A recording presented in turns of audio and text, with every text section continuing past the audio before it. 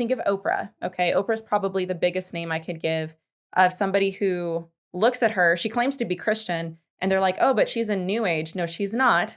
She's a new thoughter. She's the things that she says, the things that she believes, the teachers that she has on. It's new thought. And it's very confusing because it looks and sounds Christian.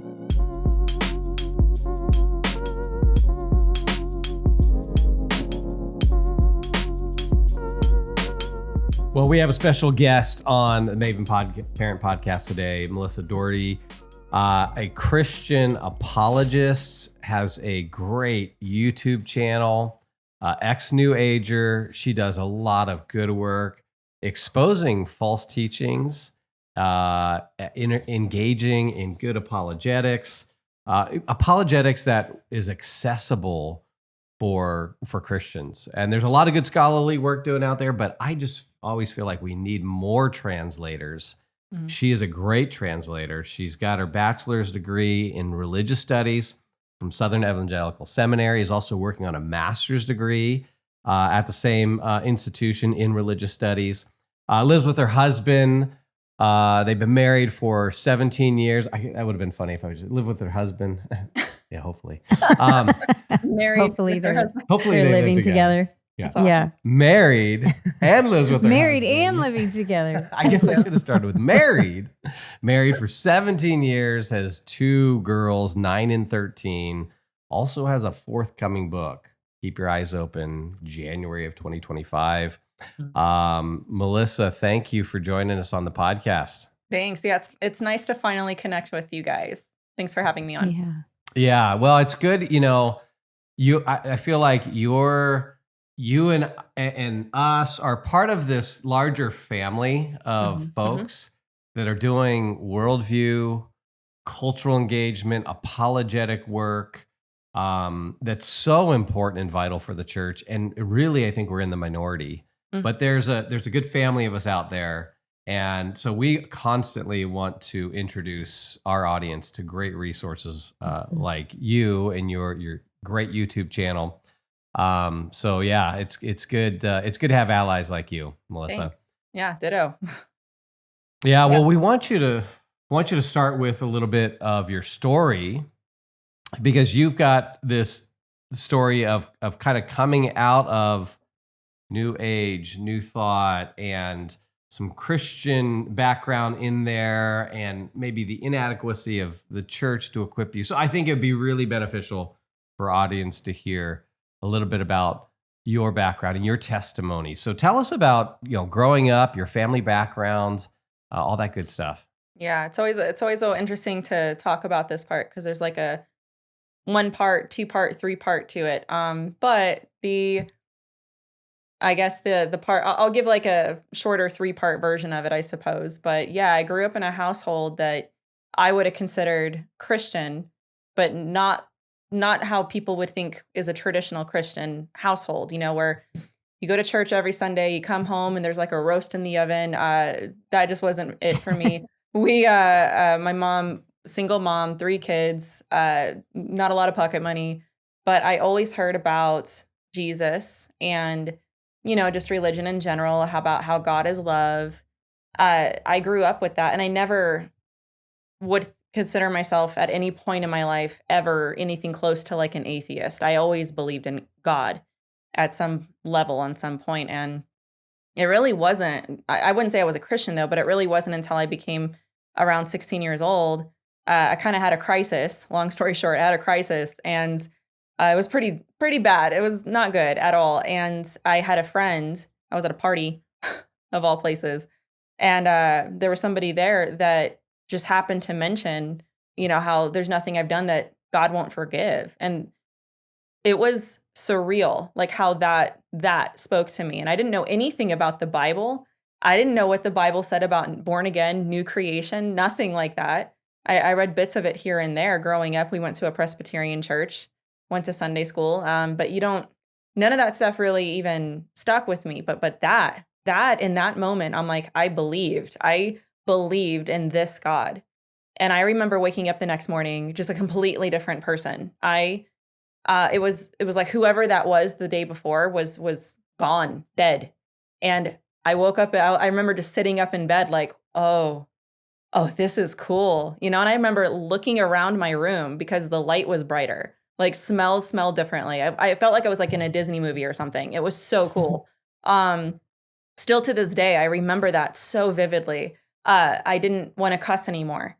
I wanted to eat differently. I wanted to take care of myself. But the biggest thing um, was I was so hungry to know more about the Bible and about God. And the short version I'll give to this part is that was actually a frustration because that was the thing I was the most hungry for. And I went to a church and it was like I was a pariah for asking questions. I was told I was stumbling people in their faith. I was genuinely interested though. I'm like, I really want to know how we got the Bible. And I'm kind of confused about hell. And I don't quite understand the Bible. Like, what does this mean? And I'm a 16-year-old snot-nosed kid. Like, I don't know and a King James version of the Bible. I'm like, I don't understand what's happening here. So Mhm. I struggled a lot with that. And I had this idea that Christians just weren't smart. They didn't want to think. They kind of like sticking their head in the sand. And I understand that now that, yeah, there is an anti-intellectual vein in some aspects of some churches, but not in all at all. Mhm. And I was 16 at the time, so it's not like I could go on the internet and find a ministry or something or ask Google a question. I'm not that old, but I mean, technology has changed a lot in the last few Mhm. years. And so the beliefs that I grew up with, even though they sounded Christian, were not. They would claim to be Christian, but they're not. It was metaphysical Christianity, positive Christianity, or something else that some people might recognize as new thought. I call myself an ex-New Ager, but I'm actually an ex-New Thoughter, and we'll talk about that here in a little bit. But it was a very. Let me give some names for a second, so some people might be able to grasp just how popular New Thought is. Think of Oprah. Okay, Oprah's probably the biggest name I could give of somebody who looks at her. She claims to be Christian, and they're like, "Oh, but she's a New Age." No, she's not. She's a New Thoughter. She's the things that she says, the things that she believes, the teachers that she has on. It's New Thought, and it's very confusing because it looks and sounds Christian. And so, Mhm. what attracted me to them was they dared to think. They grappled with doubts and they welcomed questions. Mhm. Like books on my shelf, I'm looking at them right now because I have to use them in research, that were very, very popular, um, are talking about, laws of the universe, about God in a very inclusive way, like in a very tolerant way. And it was almost like it seemed way more spiritual, way more attractive. And so I Mhm. went there. And I Mhm. imagine to this day, I'm like, man, I wonder if somebody had just like if I had met an apologist, if I had met somebody that knew what they believed and why they believed it, if I had ever gone down that path. But I remained a Christian. I still felt that witness of the Spirit. Let me tell you, I was a different person. I just I didn't have the best theology, and God course corrected that by when I had my first child. I was I don't know, or in this mid 20s. I'm not sure and so a lot of years had gone by with me just kind of wrestling with these things, but thinking I was being taught Christian things that really weren't. Because you have to understand, they would use the Bible, they would talk about Jesus, they would talk about God. They used all the Christianese terms. I had no idea there was a difference though. And I didn't know it was called New Thought at all. I didn't realize there was a name for this until long afterwards. I thought it was just Christianity. I thought it was true Christianity. And Mhm. so Jehovah's Witnesses show up at my door and I had my first child. This was the thing is that after I had my first child, I'm like, man, I still have questions though. Like, this is really cool. I understand this and certain things, but I don't understand how we got the Bible and what is going on with hell. Like, I still had these tugs. And I feel like that was the Holy Spirit kind of tugging me the whole time. And are you guys familiar with the law of attraction? Have you ever heard of that before? Yeah, yeah. Yeah. I've Mhm. heard you talk about it a lot. Yes, that is not new age, that is a new thought concept.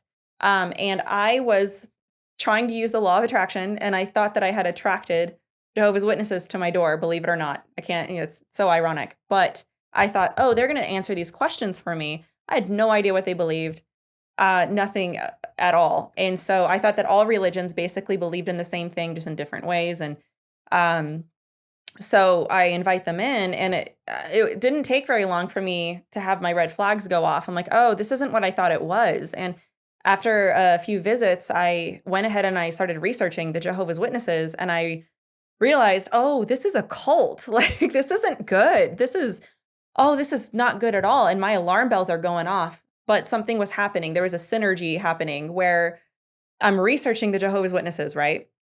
And I'm learning, oh, the Bible says this, the Jehovah's Witnesses say this is why they're wrong. I'm like, oh, that is so clear. I understand why the Jehovah's Witnesses believe that, but it's unbiblical. Okay, but if this is true, if what the Bible teaches, then that means that what I believe is wrong. And I struggled with that. I was like, nope, digging my heels in at the time. I'm like, I'm not ready for this. I'm not ready to hear that, this is wrong, whatever. I'm not going there until I got to a forum talking about this thing called the Serpent Lie. I'd never heard of this thing before. Because New Thought is very positive minded. It's positive thinking. You avoid negativity. You don't want to look at things that make you feel a certain way because you believe that you're attracting more negativity to you. It's messy and garbage. So I went ahead and I'm reading this forum and I'm like, nope, I'm going to read it. Okay, I'm here. I want to read this. And this guy was saying, he was arguing for what I would consider my position. And something to understand about New Age and New Thought is at the core, they both teach the same thing, that you are divine as a human.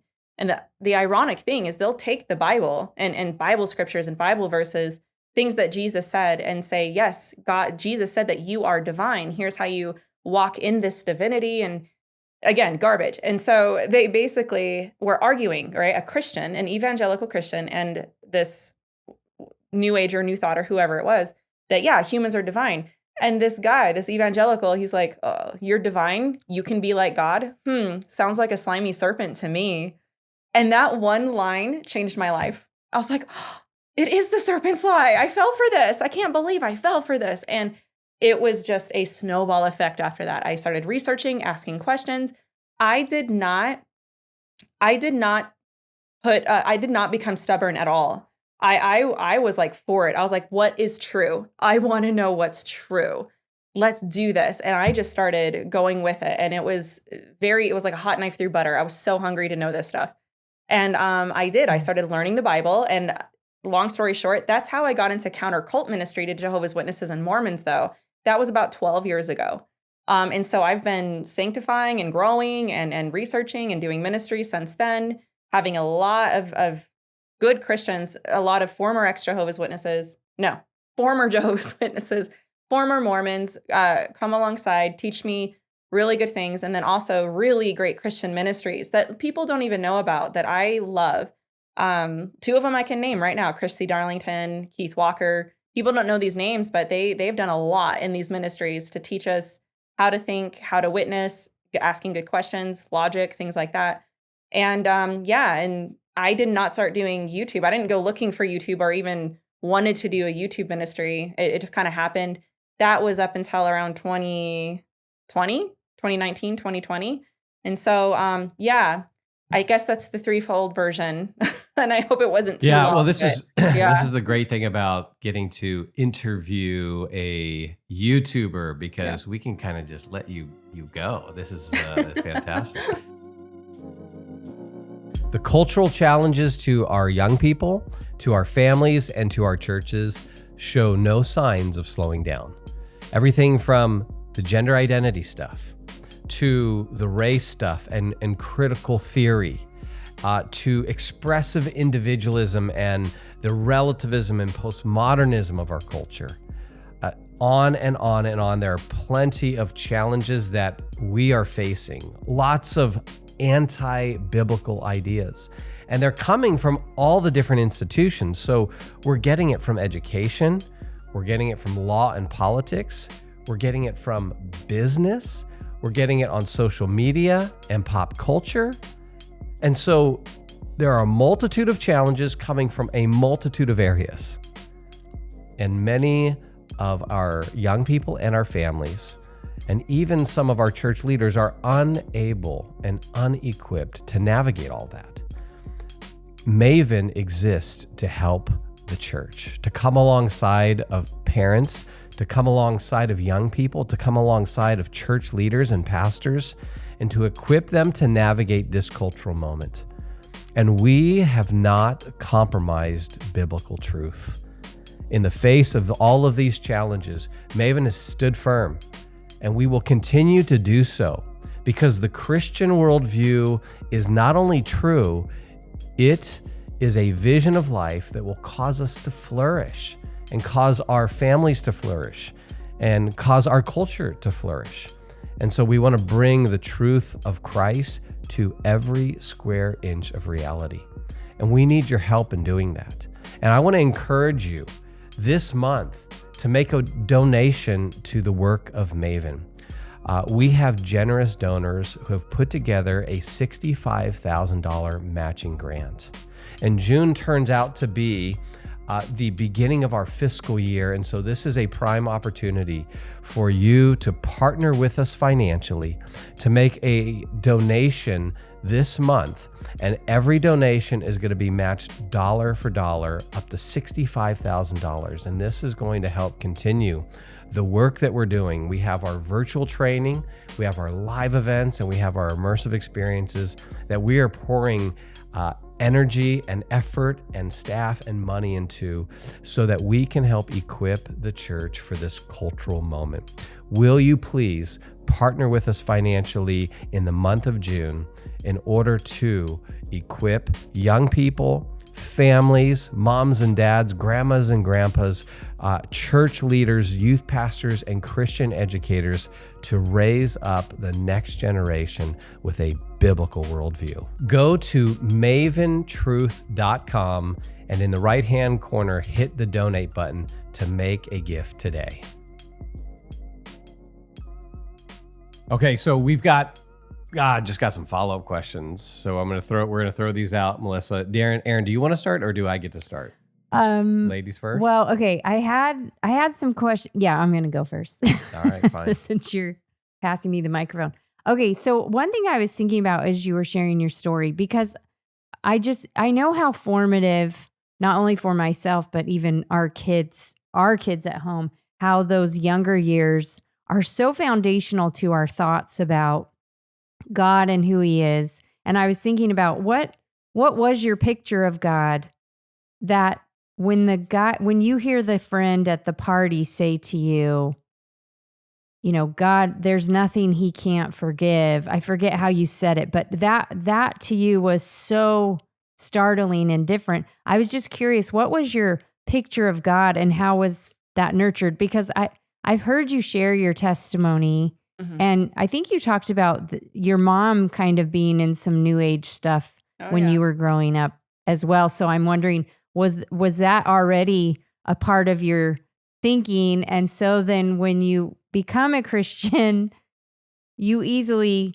kind of were drawn into the new thought, new age stuff. Mm-hmm. Yeah, there's a very occultic part of all of this that I just kind of skip over because it could just be an entire conversation in its own. But yeah, I mean, I would say I had an envy and a lust for the supernatural. I thought that the more supernatural experiences you had, the more spiritual you were, and the more that God favored you, to put it simply.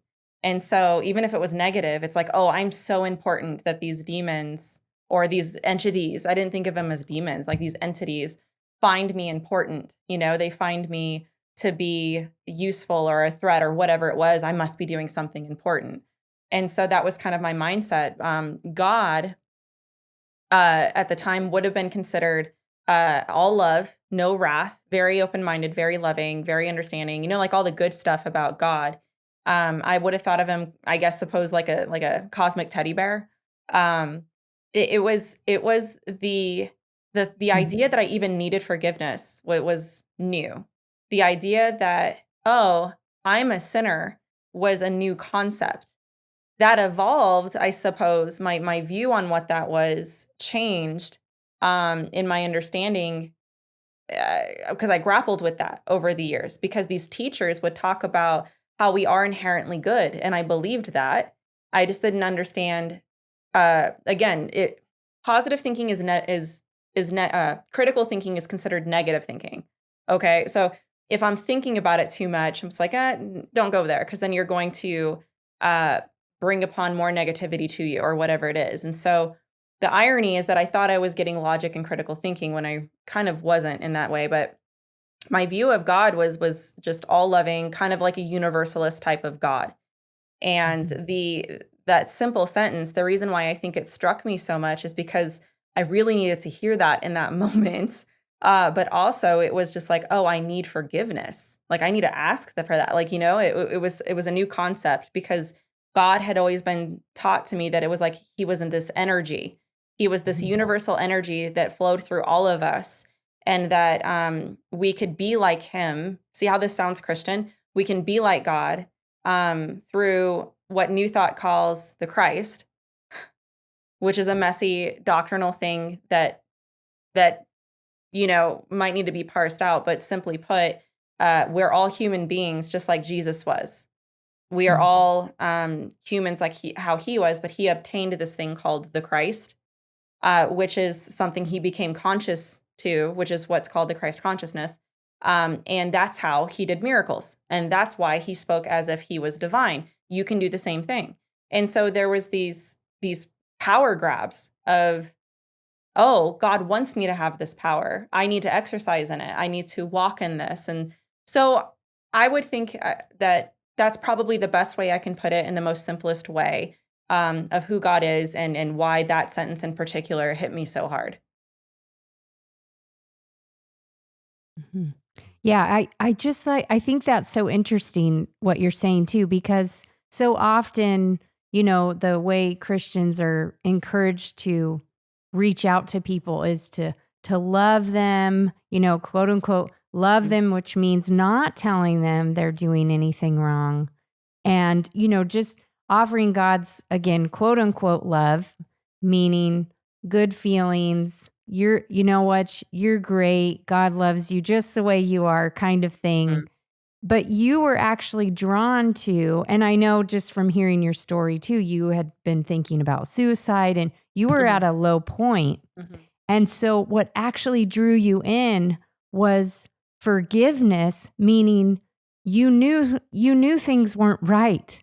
Mm-hmm. And that actually the offer of, no, God will extend grace to you, and Mm-hmm. we know we need grace when we know we've done something wrong. So I thought that was interesting about your story, because it is different than a lot of times we're told to reach non-believers. Mm-hmm.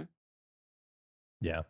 Now I'm curious, Melissa, because you said kind of single mom raising 3 young kids. Mm-hmm. Where is your dad in the picture here? Is he around at all? Did you have any relationship with him? Did he influence your thinking at all in terms of religion?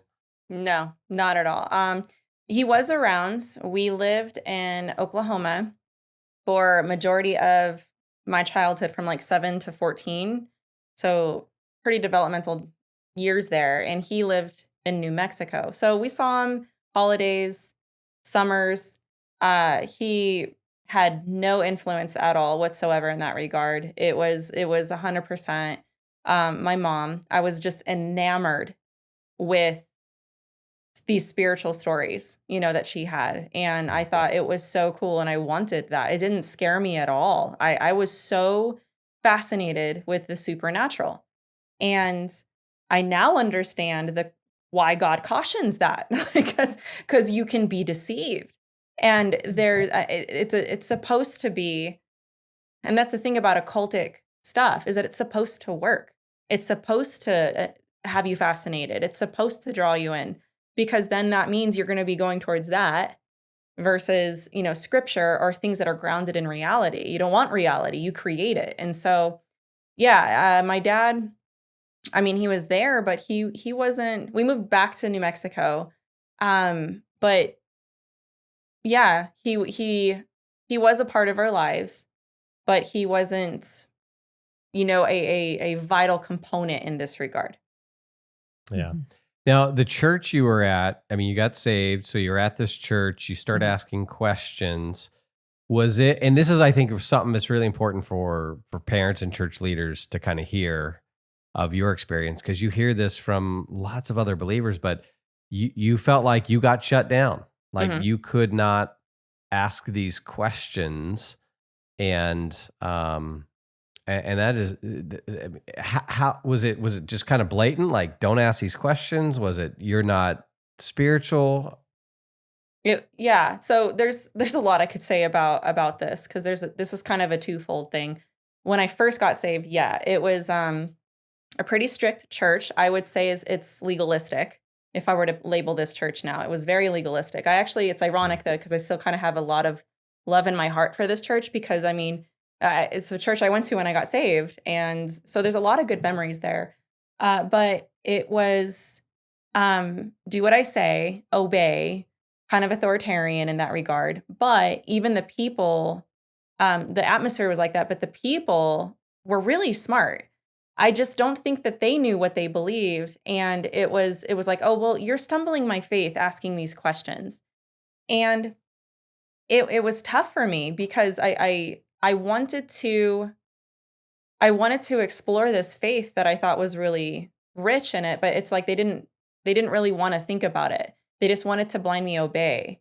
Now, what I will say is that there was one church that I ended up going to in my area that I go to now, actually. Long story, long background with this church. But I loved that church. I remember going to a service and I'm like, "Oh, he teaches the Bible." Like I was like, "This is nice." And I remember taking notes for, like, the first time, um, but it was after I was 19, and I remember I just met my husband, and he liked this other church, and so we started going to this other church. That's the church that I went to for 13, 14 years, not realize in New Thought, like, in New Age, right? I went to church. This is important too. I went to church for over 10 years regularly, volunteered, was involved, not realizing that what I believed was theologically in error. And I now understand that that has a lot it is my responsibility to read the Bible. I understand that there is some responsibility on me. Um, but it's really, really hard when you're wanting to be responsible and there's nobody there to disciple you. There's nobody there to kind of take you under their wing and be like, yeah, you know what? I can help you with these.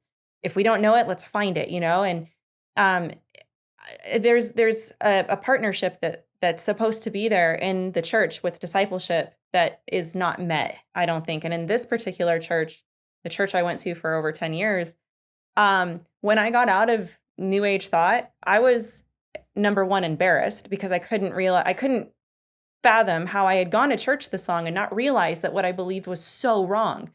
But also number two, I was a little angry.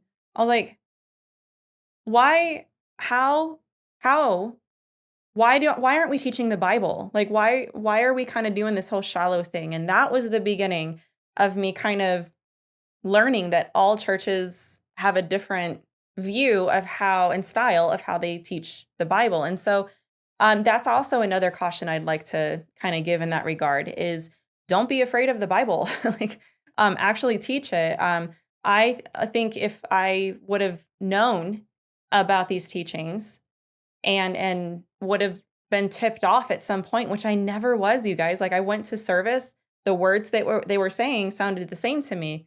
Um, Mm. I thought that I actually knew better than the pastor sometimes. I'm like, oh, he doesn't understand that. You know, like he doesn't know what he's talking about. But that's the thing is that he would never get into it. He would never actually delve deeper into the text. It was always something more applicable to your life.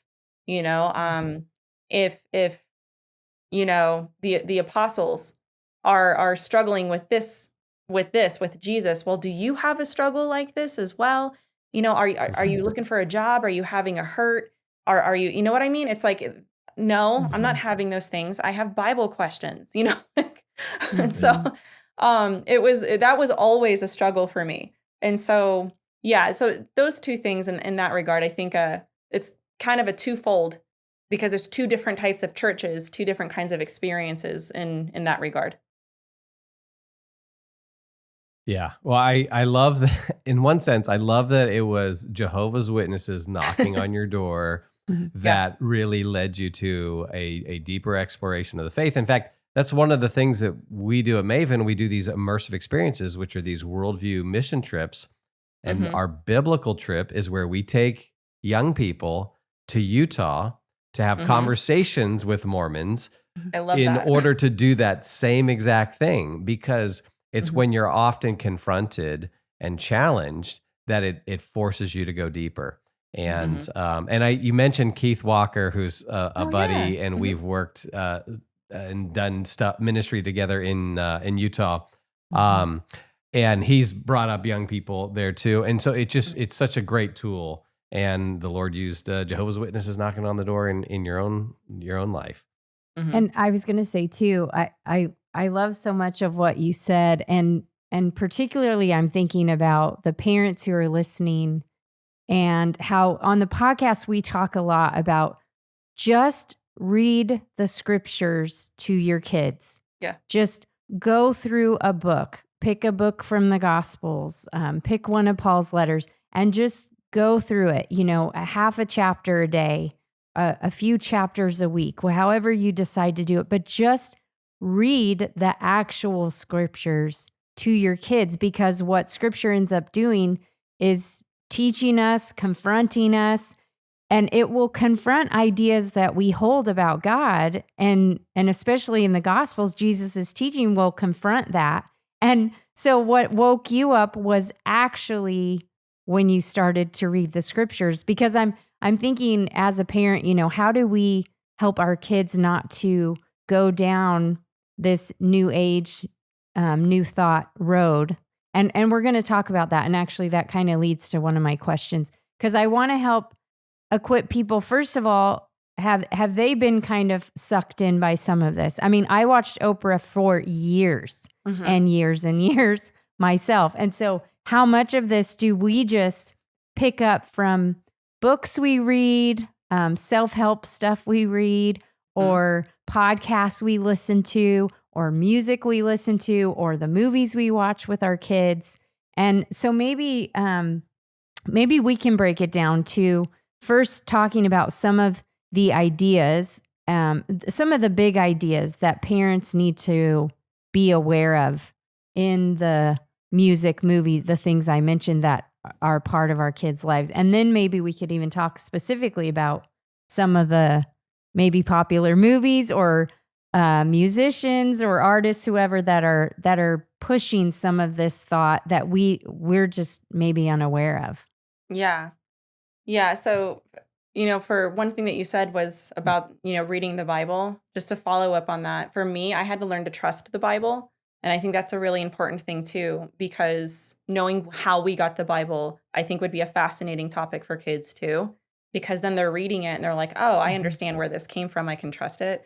So that would have been very helpful for me. Um, all right. So I think it's important here that I define the differences between New Age and New Thought, because people might think they know, or think that they're the same, and they are not. New Age and New Thought are two different beasts. Okay. They're in two different buckets.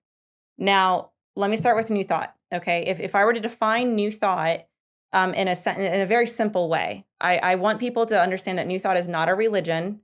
It's a movement. It's a philosophy. It started in around the 1800s, even though it goes way further than that. It's very Gnostic-ish. Okay, if we're going to get real, really goes back to the garden. At its core, it teaches your God. In fact, that's what they both have in common: New Age and New Thought.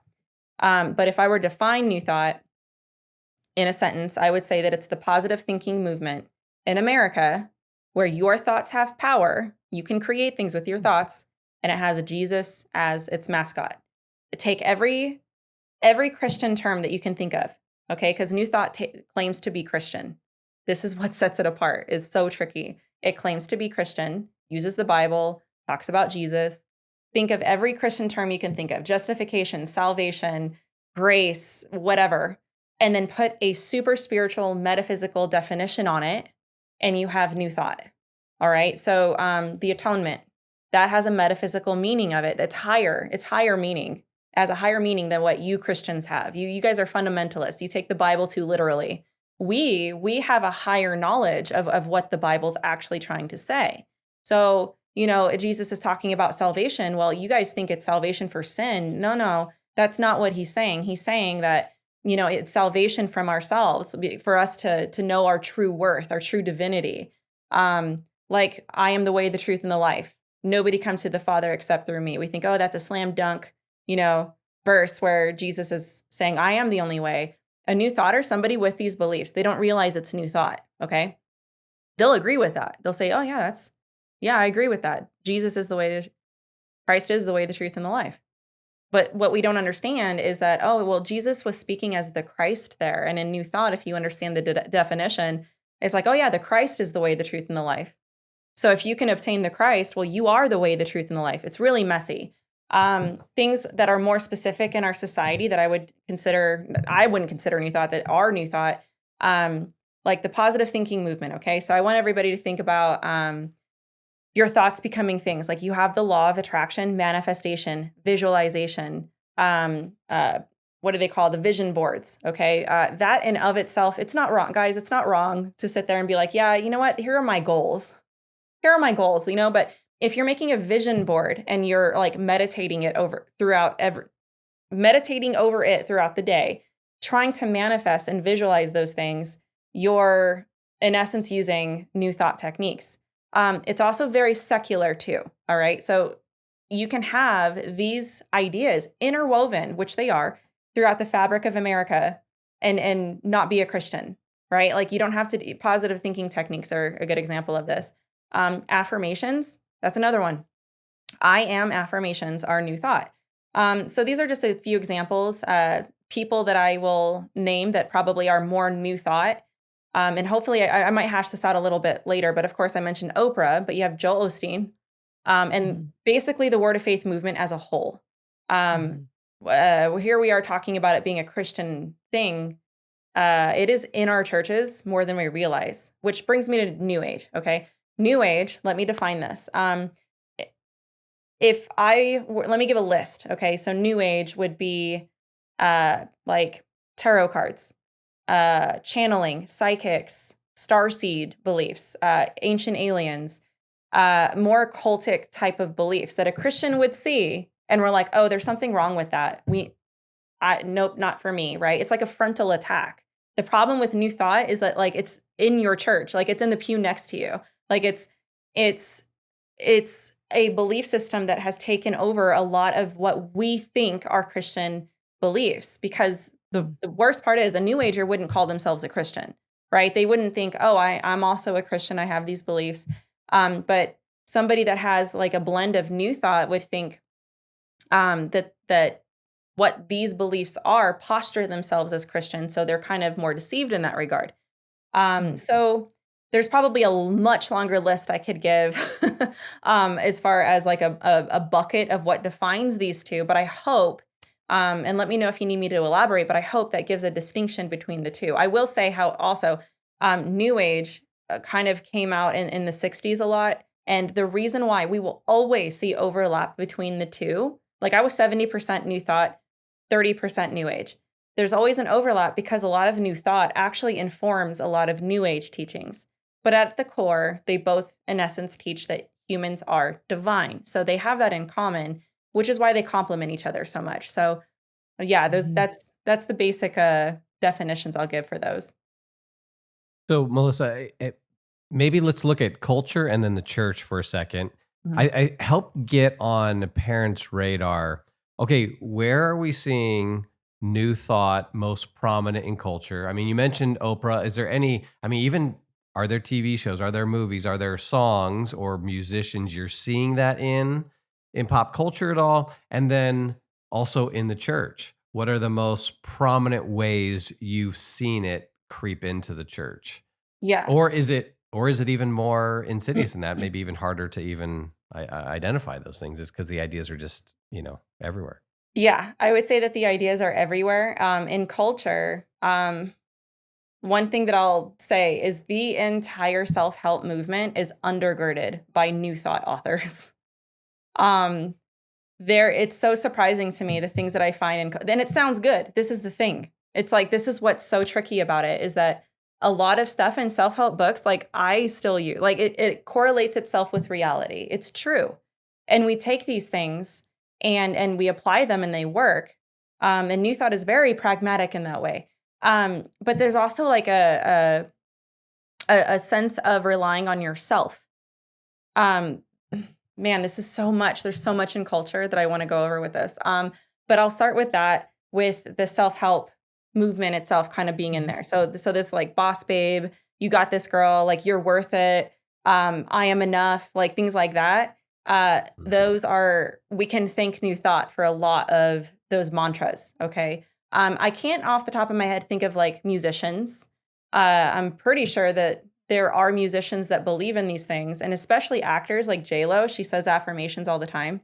You have, oh man, so many, Demi Lovato. Like, I mean, you're talking people like in pop culture in general that talk about manifestation and visualizing all the time.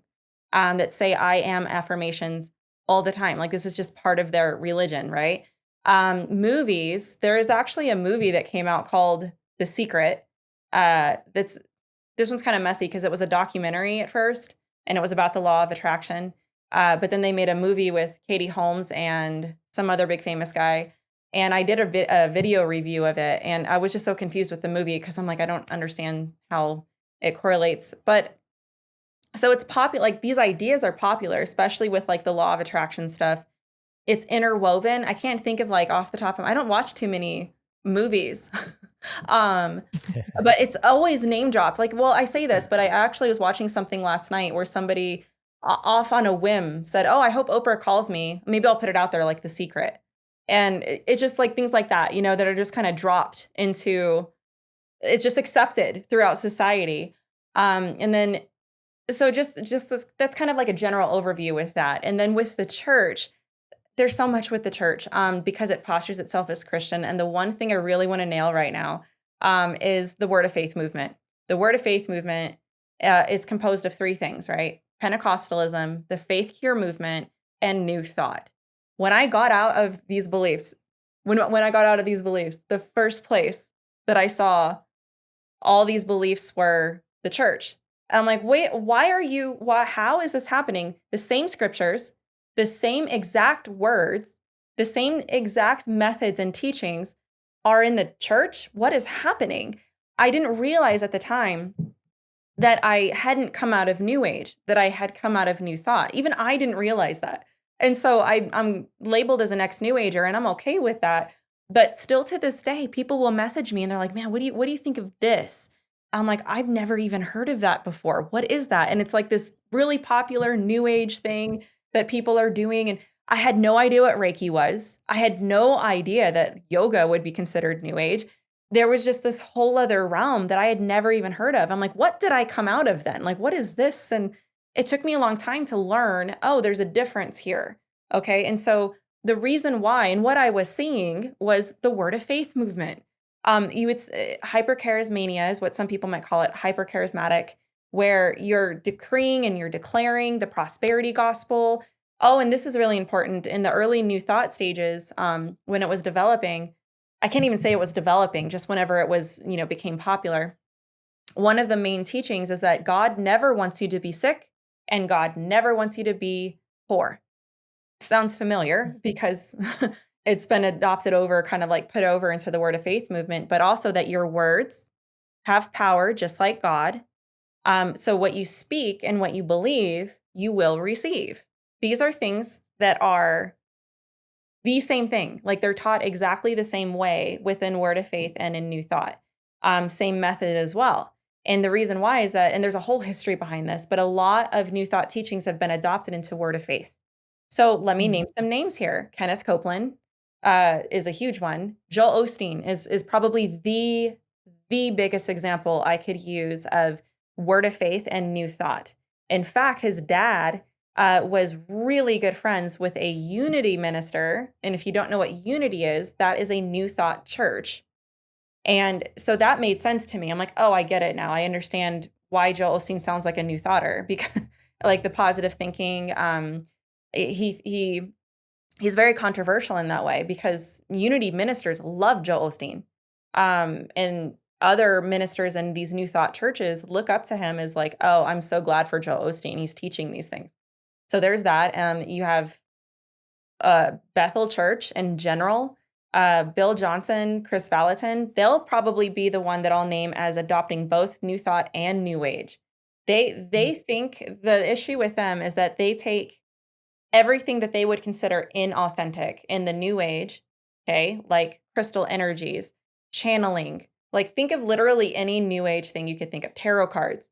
Oh, well, there must be an authentic version of this. And you know what? God, he would never let you be deceived. So we need to welcome all of these things because this is what God wants for us, and we need to find the authentic. And I just think that's wildly unbiblical and very, very unwise. And so you have all these teachers that are very popular. These aren't just like, oh, dying out. No, like they have millions of followers. Millions of people follow these people and listen to them. So these are things to be aware of. That's just one aspect of how it's in the church. I think that's one of the main aspects of how it's in the church is that just that general belief of ask, speak, believe. Your thoughts become things. Your words will create things because in the word of faith, they believe that once you're born again, you have creative power like God has. And in essence, they have what's called the little gods doctrine. They wouldn't overtly teach this anymore, though Kenneth Copeland was the biggest proponent of this. But it's that what God can do, basically, you can do too because you're a little version of him. And so it follows that, yeah, you should be able to heal. You should be able to control the weather. You should be able to not be poor. The essence of the prosperity gospel hinges on these things. And so, what I'm arguing is that, oh, this is actually a lot more New Thought than what people realize and contributes to these teachings. And we need to be careful of them. So that's kind of, hopefully that wasn't too long, but yeah, I mean, those are the aspects that I would point out in church and culture. Yeah. Okay. So I'm thinking about, if our listeners are just listening and not watching on YouTube, I'm nodding my head to so many of the names you're naming because I know exactly what you're talking about. And I remember getting tons of exposure to Joel Osteen in particular when my grandma was living in a senior living place and her roommate had the Christian channel, TBN, or one of those channels on anyway, but it constantly Joel Osteen was playing. And so that's when I, for the first time, like actually heard a lot of his teaching. So I'm thinking for someone who's listening and like, okay, this seems confusing though, because our words do have an impact. Or wait, aren't we created by God and don't we bear his image? So aren't we, and so there, you could see how if we're not, trained well, if we haven't trained our minds well to think through these things, we could get pulled easily away. And so I'm thinking about our students that we take, for example, like Brett mentioned, to do dialogue in Utah with Mormons. And one of the things we talk to students about is defining terms and understanding what we mean when we say something and what Mormons mean because they use the same words. And as I'm listening to you, I'm thinking, okay, so this is why this skill of asking the question, what do you mean by that, is so valuable because, I can listen to you and go, oh my gosh, how am I ever going to, first of all, be prepared myself as a Christian, but then help my kids navigate all this stuff. And so my question to you is do you think what hinges on a lot of this and for you kind of opened your eyes was you started seeing, oh, they're saying Jesus or they're saying gospel or they're using some of these same words, but they are meaning very different things. And so is one of the things we need to do is start asking the questions like, okay, when they say we have power, what do they mean by that? Yes, absolutely. And one of I love what you guys do. One of the best things that I think any parent can do is send them to like a Maven camp where you guys go out and do this. And in fact, I'm going with STR this month. I'm speaking to the youth there in Arizona. We're going to Sedona, and it's like the new age mecca of America. And I'm like, oh, this is perfect, because they're going to see what these people say, what they're believing, and just to learn about it. And I take your kid to a unity service, have them ask questions there. What does that mean when you guys are talking about this? Like, I went to a unity service where they were talking about our inner divinity. Like their Palm Sunday, for example, was a celebration of our inner divinity. Like it was so blasphemous. But I'm like, hey, I'm here to learn though. What is this? Like, tell me, how is this biblical? Oh, you don't care about that it's biblical because truth was from within. Oh, okay. Well, what does that mean? How do you know if it's true or not? Oh, it feels, you know what I mean? Like you can break down, and it sounds so cultural too, doesn't it? Like it sounds like it's interwoven within the brain of the culture right now. And there's so much more I could say on that, because it is interwoven and it is there. So really, when you're teaching about a lot of these cultural things that you're already doing, your kid's already prepared in that regard. They're going to see it and they're like, oh, that doesn't sound right. Something's off here. They may not know, oh, that's new thought, or know, that that's what it is, but they'll know, oh, what you're saying doesn't align with reality or the Bible. And so I think that's really good and important, and to touch on with that. And also, this is like naming names. I think that's one of the simplest ways that we can define what that is. Defining the terms. Like, okay, Oprah says she's a Christian. How does she mean that? She doesn't believe in hell. It's a tough teaching. She doesn't believe the Bible's the word of God. She believes that she is God, like that we're all God, we're all divine. How is she a Christian? So it's like these are conversations I would have with my children. And I think that that's kind of maybe on us to have those conversations, and I would think that it's an ongoing conversation. I don't think there's like one way to talk and one thing to do.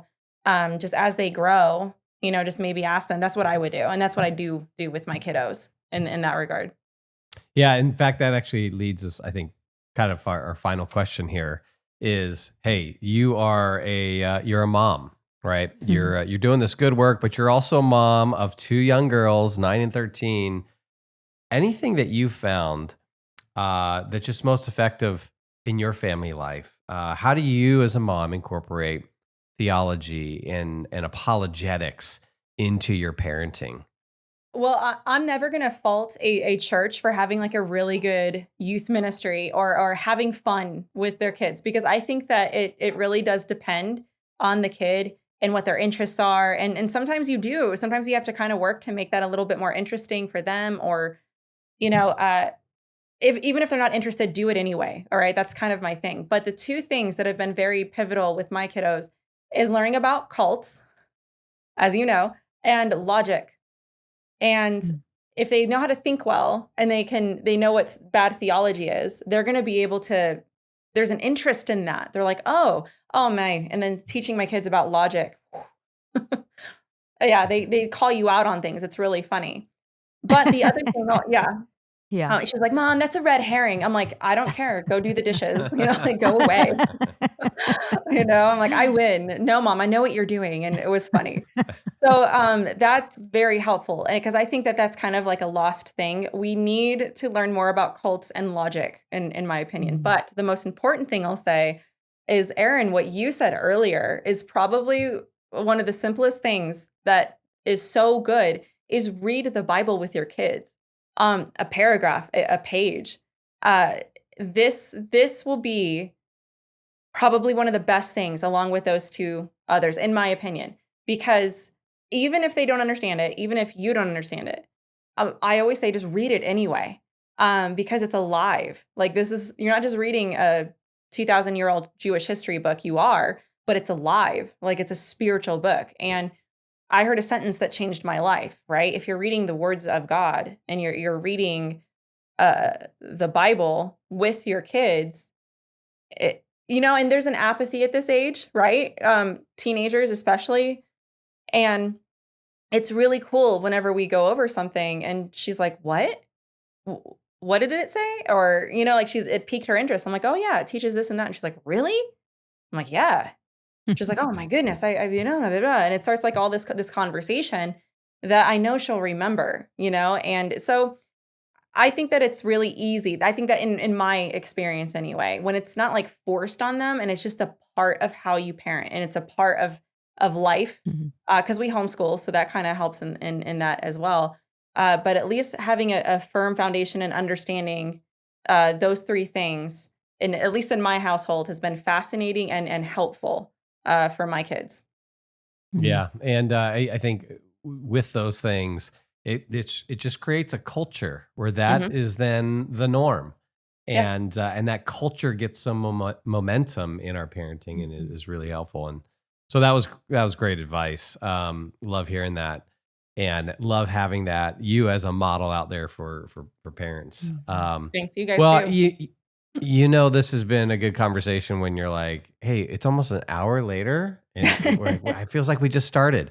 So, but we want those of you who are listening, to go hunt down, Melissa's, resources, and primarily Melissa Dougherty's, YouTube channel. Fantastic YouTube channel. Just look for her. And let me just spell her last name just so the audience can hunt you down easy. It's Dougherty. And go find her channel. So many videos on just so many different things. But I think one thing that is so helpful is just going after a lot of the false teaching that has crept into the church. So whether it's New Age, New Thought, Word of Faith, you've got stuff on progressive Christianity, particular individuals like Joel Osteen, or you mentioned Bill Johnson, which who knows, the whole Bethel, reference may have piqued the interest of some of our listeners. Go to Melissa's stuff, go to her YouTube channel, and check out all the resources there, and just the tons of great video teaching content. Melissa, any other resources, any other ways that they can get in touch with what you're doing? Yeah, I'm on Instagram. I'm on Facebook. I'm on Twix. That's what I call Twitter. I was like, I know. I just paused and I'm like, is that a new one? I know. We gotta get on Twix now. It's so weird. I can't call it X, and it's still Twitter to me. So it's like, people get it. And then my website is kind of like a one-stop shop. But yeah, mostly on YouTube. But I'm pretty active on all of these platforms, so people can find me on those. Tell us your website. It's my name, melissadougherty.co. And by the way, I am Greek, right? So my maiden name is very Greekish, and my husband's Irish, and I always give him a hard time about his last name. I'm like, you know what? I never had this problem before I married you. I never had. It was Alexander was my maiden name, and I'm like, man, nobody asked me how to spell that. They knew how to pronounce it and spell it. So yeah. I tease Brett about a similar thing, because my maiden name was Swift, and easy to spell. Now with Taylor Swift popular, everybody knows how to spell that last name. But when we first met, I thought, Kunkel, it's a German last name, but I'm like, what kind of a last name is that? And so actually that's why still after 27 years of marriage, I keep calling him Kunkel, because once we dated and we kind of knew we were going to get married, I thought, oh my gosh, this is going to be my name. So I've got to get Kunkel. Yeah. Yeah, well, I was like, oh of man, Melissa, I had a crush on him immediately. And I'm like, man, if I marry him, my last name's going to be Dougherty. It was so funny. Hey, on behalf of Melissa's husband and myself, we just want to say thank you, ladies. Yeah, Thank you're you, welcome. ladies. You're welcome. No, I didn't mean thank you. I meant you're welcome. I just blew that bit of sarcasm. I blew No, it the worked joke out at the perfectly end. for us, Oh, so that gosh, was great. okay. That's But fine. Melissa, thank you for coming on. Thank you for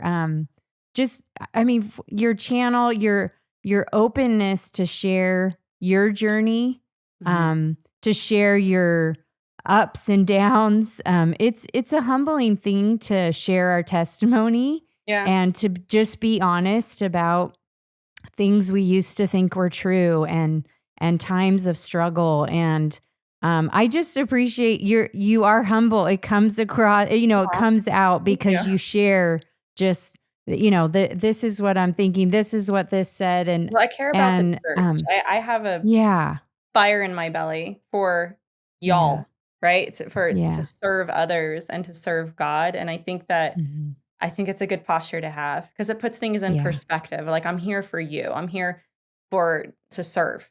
And so I Yeah. thank you. I appreciate that. Yeah, well, we mean it absolutely, and yeah, we love to point our listeners to resources. That's one of the things we love to do on the podcast. So we're thankful to point our listeners to you, your ministry, and all your resources. So thank you for coming on and giving us your time. Oh, I appreciate it. Thank you for your time and thanks for having me. Maven exists to help the next generation know truth, pursue goodness, and create beauty for the cause of Christ. To find out more, check out maventruth.com.